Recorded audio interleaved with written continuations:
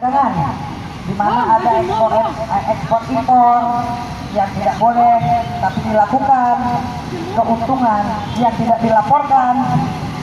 Mafia pertambangan juga demikian, salah satunya tambang timah, mafia perminyakan, mafia asuransi, mafia perdagangan orang yang sekarang ini lagi viral dan sangat miris untuk anak-anak bangsa yang ingin memperbaiki kehidupan, yang ingin mencari kerja, yang ingin mengangkat derajat keluarganya. Ternyata ginjalnya harus diambil, mereka harus pulang tinggal nama. Sangat miris. Nah, ini juga kita mau pemerintah memperhatikan ketenaga kerjaan, banyaknya pengangguran di Indonesia. Mafia dana haji, mafia peradilan seperti jaksa, hakim, tidak terkecuali Bapak kepolisian. Jadi mafia-mafia hukum, mafia-mafia keadilan ini pun perlu diungkap. Ada beberapa link, katanya laporkan jika ada polisi nakal. Saya katakan itu nomornya ada, kita laporkan, ditanggapi, ya hanya pencitraan. Jadi ini yang perlu kita perhatikan. Sekarang kan ada bahasanya no viral no justice. Laporan kita sering ditolak, jalan satu-satunya viralkan. Jadi kadang kasihan sih mereka sekolah loh untuk menjadi mengambil posisi ini. Itu mereka sekolah loh, mereka harus berjuang loh. Dan yang disayangkannya apa? Kalau dia sendiri tidak menghargai perjuangannya, bagaimana kita? Kalau dia tidak sendiri tidak menghargai apa yang perjuangan keluarganya untuk dia, untuk masa depannya, gimana kita mau memperjuangkan? Sedikit teman-teman, saya sedikit di sini ada saudara kita dari, maaf saya ikut nih, Bang Oscar, Bang Mul. Di sini ada tamu kita datang dari Pekanbaru ya Ibu ya, Palembang. 3 bersaudara datang dari Palembang menuntut bapaknya yang dihukum karena salah tangkap. Jadi bapaknya ini dituduh sebagai pembunuh.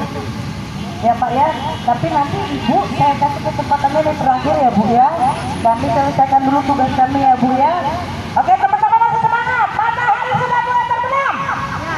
Tidak ada lagi alasan untuk mengatakan kepanasan. Dan minta teman-teman biar yang orang juga semangat, biar Bang Mul juga semangat, biar Bang Oscar juga semangat. Ya, kita kembali lagi ke depan. Kita kembali ke depan, kita semangatkan apa yang mau kita suarakan. Bang Oscar jangan duduk gitu. Bang Oscar jadi gak semangat gara-gara teman-teman juga gak semangat. Yuk kita kembali ke depan, komando. Jadi ini Bang Oscar tadi sudah aku bilang gini, kayaknya nih hal yang mustahil kalau DPR itu mau RUU perampasan aset itu disahkan. Karena menurut kita 9,9,999 isinya gedung DPR itu adalah mereka pada koruptor. Jika mereka mensahkan, sama aja mereka menyalahkan tangannya untuk diborgol. Sama saja mereka mau minta bajunya diganti dengan rompi oranye.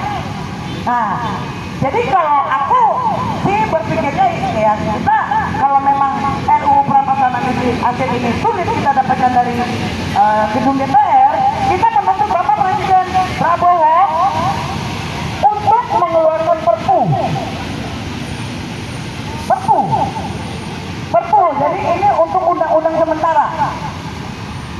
Jadi ada 2 yang bisa dikeluarkan ke Presiden tanpa harus menunggu keputusan dari DPR, yaitu perpu dan kepres. Tapi untuk RUU perampasan aset, di sini yang kita menuntut kepada Bapak Presiden, Bapak Prabowo Subianto untuk mengeluarkan segera perpu tanpa harus menunggu keputusan dari DPR. Keluarkan perpu. Kita akan tahu selanjutnya. Jangan cuma digodok, tidak diproses. Kenapa tidak diproses? Karena yang memproses itu para koruptor.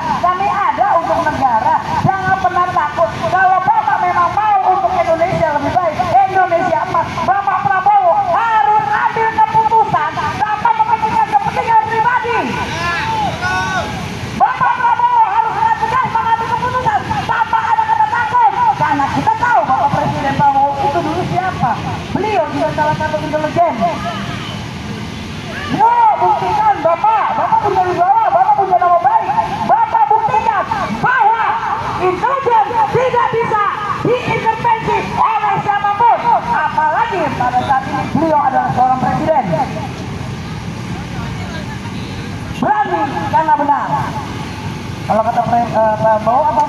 Kembaliin dong yang dibandingin. Itu Prabowo yang bilang tuh, kembaliin dong yang dibandingin. Dikembalikan, tapi dengan dikembalikan bukan berarti kasusnya harus ditutup. Jika dikembalikan pun tetap dia adalah seorang oknum koruptor yang harus dihukum. Bukan dengan dikembalikan lalu dia selesai, tidak. Proses hukum harus tetap berjalan. Dia termasuk siapapun dia, tanpa terkecuali, tanpa pandang bulu. Siapapun dia, tanpa terkecuali, jika terbukti melakukan korupsi, hukuman mati harus diberikan. Tadi 100 miliar ke belakang, kebanyakan Pak Bowo, 100 juta juga udah pergi rakyat.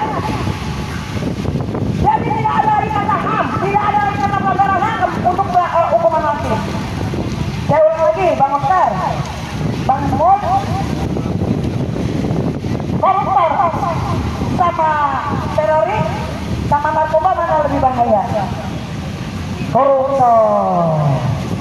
Udah ada hukuman untuk narkoba, sudah ada hukuman mati untuk teroris.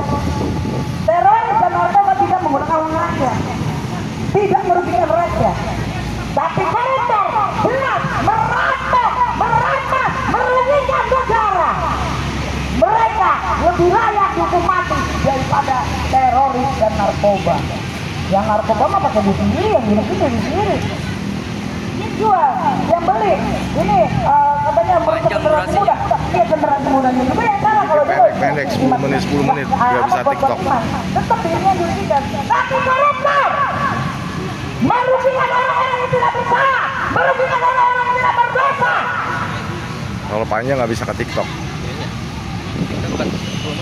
10. Oke, saya lanjut lagi ke 11 10.